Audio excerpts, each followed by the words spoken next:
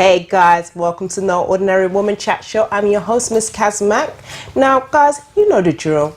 When you come onto the show, you know what you gotta do. You gotta phone up your people, y'all. Tell them the show's about to start. Make sure you put that kettle on, brew it up real quick and come back, because we have a No Ordinary Woman in the studio. Hey Charlie, listen, all of a sudden I'm going like I'm from Ghana, but maybe my ancestors were from Ghana, but anyhow, listen. She is phenomenal. She is an author, but hold that thought. Come back, call the people real quick, and I'll see you in a tick. Peace out.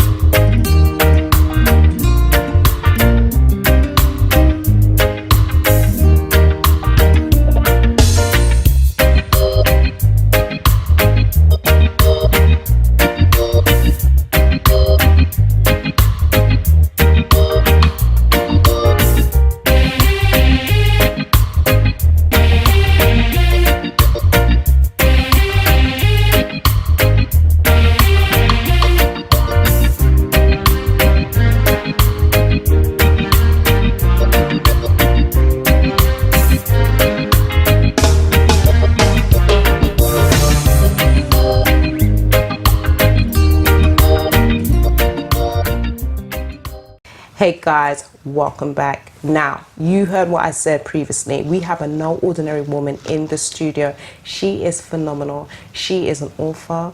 She does poem. I mean, this woman is so deep, like, oh. Anyway, let me stop gassing about me, because you know I can chat. That's why we're on No Ordinary Woman Chat Show. And let's meet Cezanne. Hello. Hi, Kaz. Thank you for having me on the No Ordinary Woman Chat Show. Hey, everybody. How you doing, girl? I'm very well, thank you. You look fly. Thank you. And I like the way you color coordinated it with the theme of the show. Did you do that on purpose? No, I didn't actually. Otherwise, I would have worn my pink lipstick. Oh, so this is just like a connection. It's my favorite color, actually. Really? Purple, yeah. Oh, wow.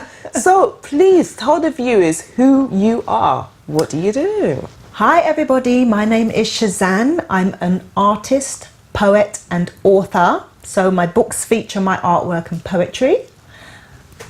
Okay. Do you want to tell me? So you say your book, it basically shows your artistry side of you, and you do poetry, and obviously an author. Can you tell our viewers about your books? Let's go straight in it. Okay. So the first book I have written is called Journey of a Sister. It's a self-help novel, and it features my artwork and poetry. It's not my autobiography. It used to have a different title. I revised it and gave it this title because so many people were saying how the book has really helped them on their journey. So it features my artwork and poetry. As I said, it's the story of a young woman on her quest for the truth about sex before marriage, the creative power of her thoughts, her African ancestry, and the history of the religion she had been indoctrinated into. Oh, yeah. Okay, so how did this journey commence? I mean, writing a book is not easy, right? So where did this... Writing has always been my gift. Right, okay. Although I didn't do anything with it for many years. And then I went through a process of unblocking as a writer and artist, and all this kind of came out. And this really, I wrote this book to share everything I'd learned since asking God for the truth, which was in 2007. The truth to what? The truth. I had so many questions. You know, Okay. I was like born and brought up in the Christian faith, had a very close relationship with God, and I would just talk with God like I'm talking with you. And I just got to a point where I had a lot of questions that the church wasn't answering, so I just decided to ask God. And so if you read the first chapter, you'll see this letter that she wrote to God, which is basically based upon a letter that I actually did write. Okay, Yeah. right. And when I started writing the book, something said to me, put that letter in the book, and I'm like, are you sure? Because it was meant to be like personal between me and God. And so that now forms the foundation of the book. Okay. So yeah, it's a journey that we can all relate to. Definitely. I mean, I personally have read the book. Yes. And I'm going to say, Cezanne, you actually had me up. I mean, I'm quite a thorough, slow reader. And usually it takes me like months to get through a book. That book took me like just under 2 weeks. And last week, Wednesday, I was trying to get out of my bed. And I was just like, I've got to get to the end. I've got to get to the end. It really is one of those books I really need to see that in a film, because it's just so much. Yeah. But before we really keep going in regards to the book itself, you mentioned that your gifting is to do writing. So what was the delay in you actually stepping out into your gift? Fear, Right. not lacking self-belief at the time. I mean, my journey is coming from low self-esteem, not believing in myself. So I was a blocked writer and an artist for over 20 years. Wow. And I had to go through the process of, really going within and finding out where these blocks were coming from. Yeah. And so then when I did unblock as an artist and as a writer, I wrote poetry, I wrote this novel, and I also did some paintings. Okay. Yeah, so because you got painting in your book. Here. Yeah. So it was like I did the paintings. Actually, I did the paintings first, and then I was doing some poetry while I was doing the painting, and the book came last. Right. So it was only while I was writing this that I realised that I could use the poetry and the art, where it all just kind of came together like that. Yeah.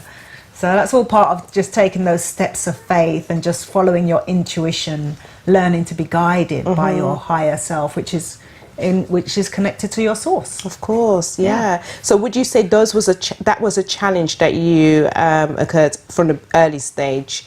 Yeah. And throughout writing the book, did you find there was any challenges? Obviously, writing, was there any like stumbling blocks that you Once I unblocked, it was like the channels just opened and everything just came gushing out, And even whilst I was writing this, there were certain times I would wake up in the middle of the night, and like you said, a lot of people tell me that it's so vivid, they can just see it really clearly. Because that's how it came to me. Like it was like I was watching a film. It's so descriptive. Yeah. I don't want to give away too much information, but when one of the main characters, something happened, I'm not going to tell you guys. You guys need to go and buy the book. But because I'm one of those kind of people that when I start reading something, especially when it grips me at the beginning, I want to go to the end. I don't know, it's really crazy. I'm sure there's somebody out there well, you like me. Spoiled it for yourself. Sorry? No, I didn't spoil it for myself. What happened was, that's why I didn't get out of my bed last week, because when I saw that part happen to the main character, I was like, oh my gosh, what's happened there? I've got to get to the part, so I was just really trying to rush it, but I couldn't rush it because there was so much information that was put into that book. I mean, things that I didn't even know, and I'm a big grown woman, and it's a bit like I was going through like a history lesson as well as reading about an individual, etc., and her journey, but I can understand how one could relate themselves to that, especially as being a Christian woman as well, and I just want to say thank you so much for stepping out and doing this, because I know it was I just poured my heart and soul into this book. And I remember when I published the first edition and I got it in my hand, and I was like, am I really giving it? I was like having palpitations, because I was thinking, am I really giving this to people to read? But the thing is, it's real. But that's it, so many people have just contacted me saying thank you for writing this book. It's just helped them to be more real with themselves and be more authentic with themselves and with God even, because we've been kind of led to have this false persona, like, oh, we're so spiritual, and like, the other thing with religion, it separates sex from spirituality. So if you're religious or if you're spiritual, you're not supposed to be sexual, and if you're sexual, well, you can't possibly be spiritual. So my job with this book was to put the two back together again, which is how they belong, because we as Nubian beings, melanated people, we are naturally both spiritual and sexual beings. But by separating the two, you're then in conflict with yourself all the time, because you're getting these desires, but you don't know what to do with them because you've been told it's wrong. Because, I mean, I'm sure we're going in the same direction here, because you talk about masturbation in the book, and I'm just like, jeez, no, she did not. Like, wow. And I mean, it was descriptive, and I was like, whoa, you know, God help me. But in regards to you mentioning that in the book, I mean, how do you think some of the challenges that you may have with, like, say, other Christian believers, they may not totally agree with what you're putting in there? Because obviously it's like you said, it's what we've been indoctrinated with. Do you know what I mean? And obviously you say that, you know, like, obviously as black people, you know, sexually, we have these desires, but we've been told, we all do have that. Yeah, and it's a natural thing. Yeah. But my thing is this, even though it's a natural thing, it's still like something that you wouldn't publicly do it. Do you understand what I'm saying? So that is where I guess people will say, well, no, we shouldn't be doing that. Do you understand what I'm saying? Masturbation in particular. Well, when I think back to when I first started masturbating, nobody taught me how to masturbate. You know, I didn't see it on TV. I didn't read about it in a book. It was just something that I found natural. I wrote a blog about this, actually. Yes, I did read that. I have read your stuff, girl. This is our research. So therefore, it's a natural thing. It's not. The only reason we think it's wrong is because we were told that it's wrong. Like if you'd never been told it was wrong, you wouldn't think it was wrong, would you? That's interesting. We have to look. I mean, when I revised the second edition, I put in there about fornication and what fornication actually really means. Like when you go back to the root meaning in Hebrew and Greek, and it doesn't mean what I was taught to believe it meant, which was sex before marriage. It doesn't mean that at all. So if you want to find out what fornication means, you can read the first chapter free at journeyofaSister.com. Yeah. Okay, guys, so don't try it, you know, like, don't try it. Support Cezanne. No, you can read it free, actually, in the first chapter, so. But they're going to want to buy the whole, they're going to want to buy the book, because by the time they go through this first chapter, I mean, really, you just have people hooked. But your gift is so obvious, you know, your writing, your techniques and everything is just so on point. But what would you say to somebody that, you know, obviously experienced the same kind of things as yourself, you know, fear, etc., and don't want to step out? What would you say to that person, if you don't mind just speaking to your camera and just telling that person who's got that gift in, but they just don't know how? Oh, the gift of writing. Yeah, well, one of the things that helped me to unblock as a writer and an artist, it was a book that I credit. It's called The Artist's Way by Julia Cameron. And one of the first thing she gets you to start doing is writing your morning pages. So that's 3 pages of A4 sheets every morning, first thing. Doesn't have to make sense, it's not a diary, just get 3 sheets, you know, write 3 sheets. And I found that just by doing my morning pages, there's other things as well. It's like a 12-week course, actually, and you have to do all the tasks every week. That helped me to unblock after, I think, the 8th week. And that is just one way of just getting yourself in the writing habit, you know.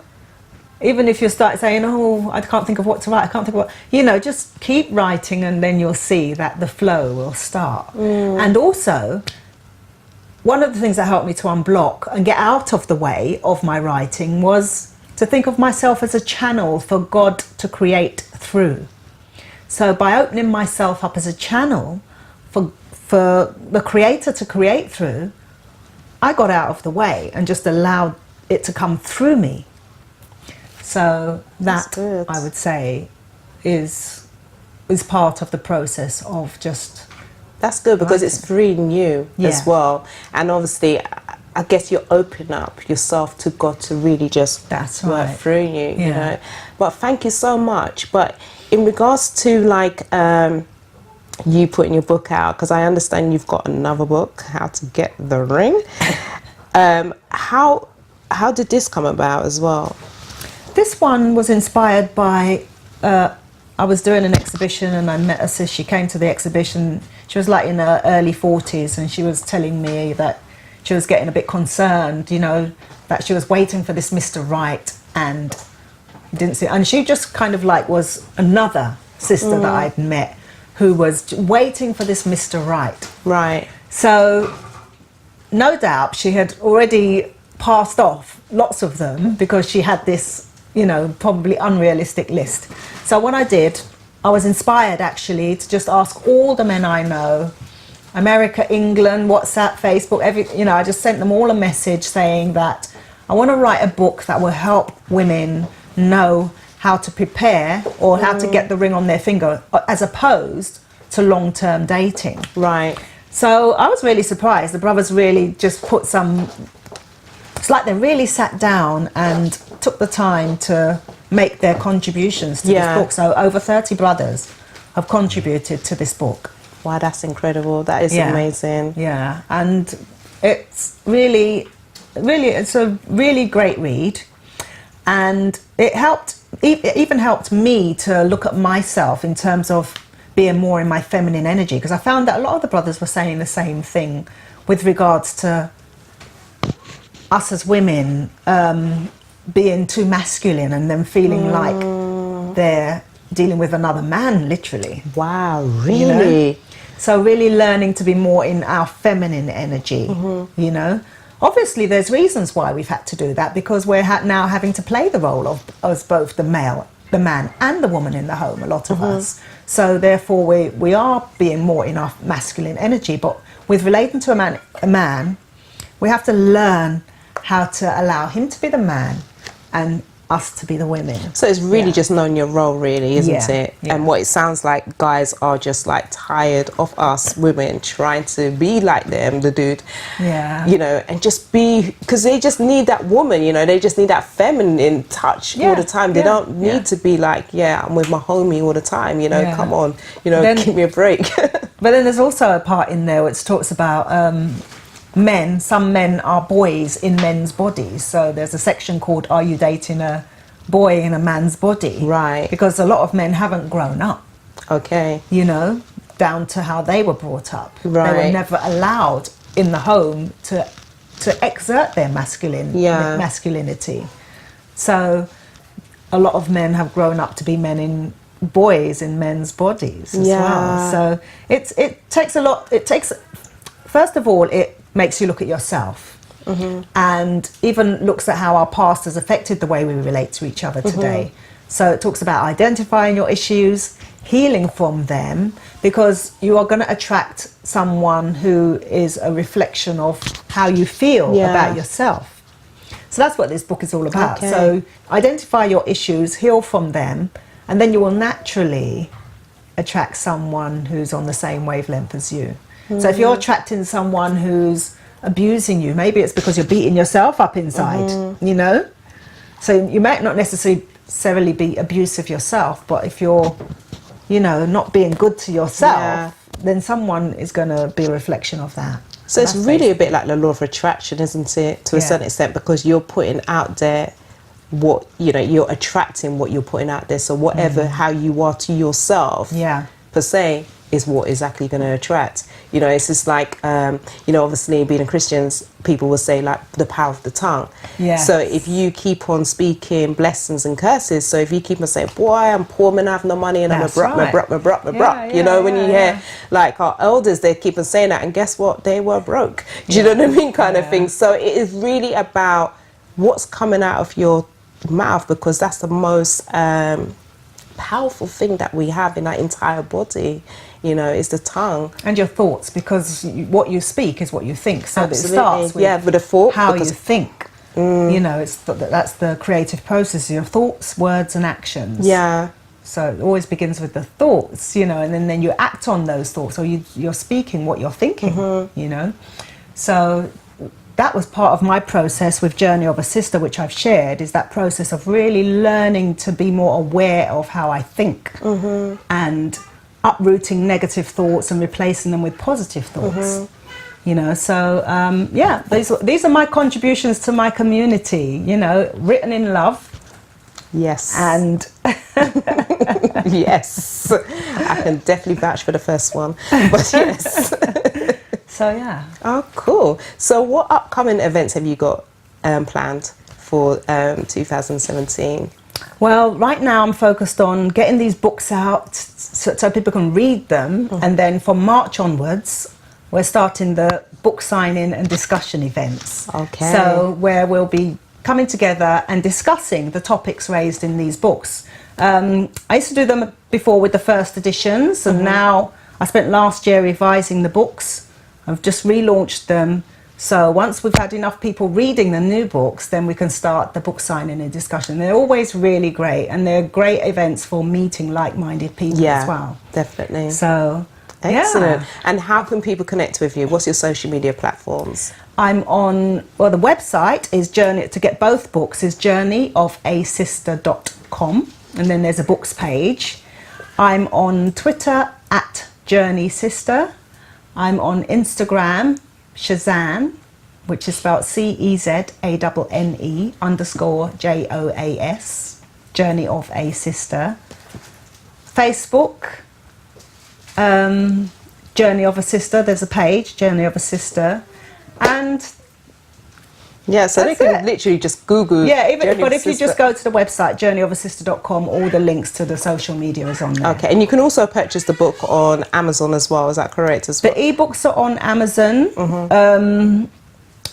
I've got a special offer on this book, which is, is it $9.99 or? Yeah, they're $9.99. Yeah. They're $9.99, and these ones are $7.99. But when you buy them both together, they're $14.99, so you save a few pounds. That's a bargain, y'all. You come on, man, invest in yourself. Get the That's books. what it is. It's about self-improvement, self-development, and I know that these books are definitely going to help.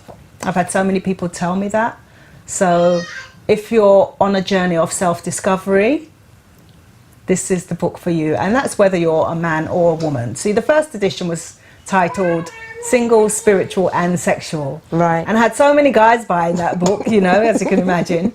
So I'm wondering now if, because I've changed the title, whether they're still going to buy it. But it is a book for men as well. Okay, so guys, you can purchase the book. Don't worry if you're on a train, you're reading It's a Sister Journey. It just shows that you got sense to invest in yourself. And if you're really interested to know about your sisters as well, you know. Yes. And the whole thing with our relationships. That's what these books are about, helping us to rekindle our bonds, you know, to work our relationships out. Yeah, and also another thing, I you know, I can chat, right? That's the whole reason why I'm on the show, because you even talk about, like, say, Egypt, the land of the blacks and all that. I'm just like, geez, I feel like I'm having a history class as well now. I had to be reading this book. I've got like my iPad, I've got my dictionary, you know, it was just so much. Because the thing is, the Bible and all holy books were taken from the ancient scripts from Egypt. So those are the original, you know, the religion was ours originally, you know, and when, you have to read the book, when our ancestors, you know, they used to just teach everybody. People would come from all over the place to learn from our ancestors in ancient Egypt. And then it was Alexander the Great, as he called himself, but Alexander the Greek. He burned down the university in ancient Kemet and stole all the manuscripts and took them to Greece and set up his own library. And from there, these holy books were created. My gosh. So they were plagiarized from our ancient manuscripts, and they did whatever they wanted to them and made these holy books, so-called holy books. Well, they are. There's still a lot of truth in them. That's the thing, you know. That's what keeps people gripped. So how do you think this is gonna? I mean, obviously with your book and everything else, and obviously I've read your book. Have you, like, if you've given a book to any, like, say, like, you know, religious believers, like leaders, like pastors, bishops, etc., what's their feedback be like? I'm waiting to hear, because I gave one to Bishop Wayne Malcolm. Okay. Yeah, I saw him at an event a few weeks ago and I gave him one. At first he was saying, oh, I've got too many books. And when I told him, he said, what's it about? And when I told him, you know, he said, especially when I got to the part about the history of the religion she'd been indoctrinated into. He says, I'll take one, you know. And then I gave one to my old pastor. She used to be my pastor like 20 years ago. Met up with her again recently when I was going through the process of revising this. Gave her one, and she was like, oh, no, no, no. You know, she read some of it, and she was like, oh, no, no, you know, we can't mix this stuff with our indoctrination, basically. Wow. So, and then I revised it again after that feedback. I revised it again because I really wanted this to get into, you know, not so much the church, into the churches. You know, I do feel that it is a book relevant to the church today. So I actually took my time after she said that and revised the book again, because I really just want my church brothers and sisters who are maybe where I was 8 years ago, questioning a lot of what I'd been taught to believe. This is a book for them. Not everybody's going to want to read this book. It's not going to be for everybody, but for those people, if you're questioning what you was taught to believe, then you can read this book, take from it what you want, and leave the rest. Well, you heard it there. But you know something, what I've found interesting was when I read your letter, and I was like, oh my gosh, because those are all the questions that I've asked, you know. And it just gave me, how can I say, it just made me feel like it's not just me by myself, if you understand what I'm saying. I suppose that's the reason why so many women could resonate with this book, because there is so many questions that we need to have answered, and unfortunately the church is not necessarily going to give you those answers because they're not God, do you know what I mean? And they're just mere men, just like we are.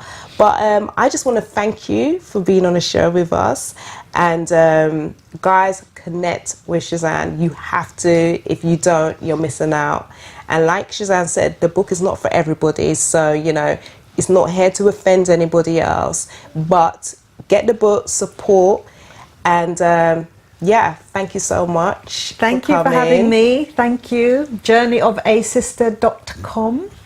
Yes, guys, so make sure you purchase. And please come to the events. Go on the events page of the website, because once we start up the events, we normally do have a really good balance of men and women. Okay, cool. So it's not just all sisters in place. It's not just sisters. So men, we love it when you come out as well, and you know, could be a good date place as well. Come on, I'm telling you, that's what it says in here. On your sister's if you want to meet, you know, like-minded people, come to the events. Okay, well guys, you heard it all from Cezanne. Check her out. But until next time, the show has to end. Ooh. But you know how it goes. I'll be back with another No Ordinary Woman. So until next time, peace out, love ya, bye.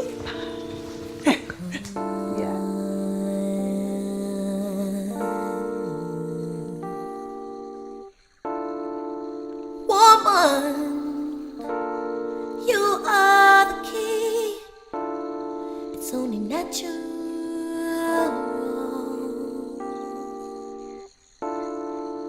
Woman, you are the start. You are the beginning, and that is